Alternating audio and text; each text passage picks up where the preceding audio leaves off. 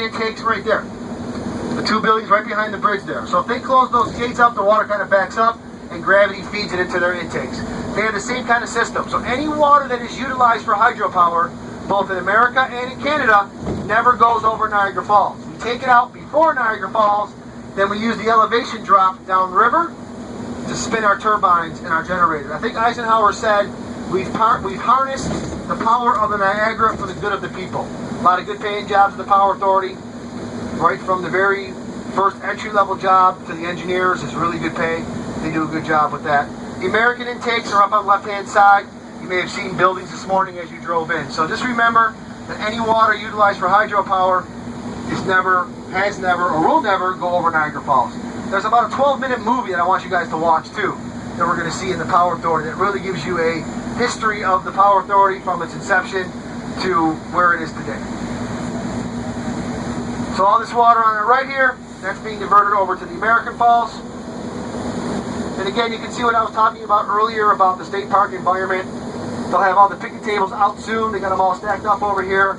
They really do a nice job of keeping it clean and green all summer long. Unfortunately, being from this part of the country, we do get nasty winters. So it's about a 9-month, maybe 8-month if we're lucky, operation. 2 months totally shut right down. January and February, it's like a ghost town through here. People do come, but there's nothing available and it's really snowy and icy. So I would say, you know, from right about now until Thanksgiving or so, just before Christmas, it's pretty steady. And a lot of folks come to see it in the fall too, because it's quite beautiful in the fall with all the leaves changing colors. So I like it all year round. It's beautiful in the summer, it's beautiful in the spring, if we get a spring, beautiful in the fall and in the winter.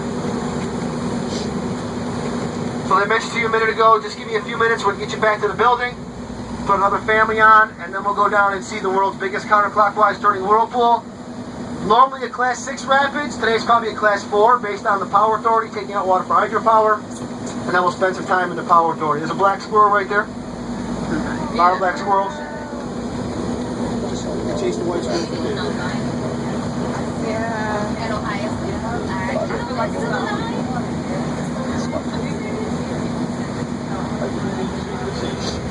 In case you're wondering about daredevils, the last 2 attempts were back in 1995.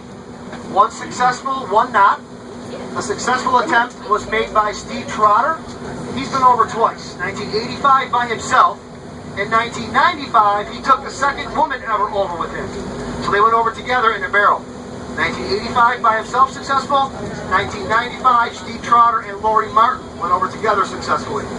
The unsuccessful attempt was attempted by a gentleman named Robert Overacker, who tried to go over Niagara Falls on a jet ski. He shot himself 70 miles an hour over Niagara Falls on a jet ski with a jet-propelled parachute that unfortunately for him never opened up. Now, kind of a sad part of Niagara Falls is we just lost our Daredevil Museum. We had a Daredevil Museum that we used to go to on tour. Again, telling you things you can't do, I know.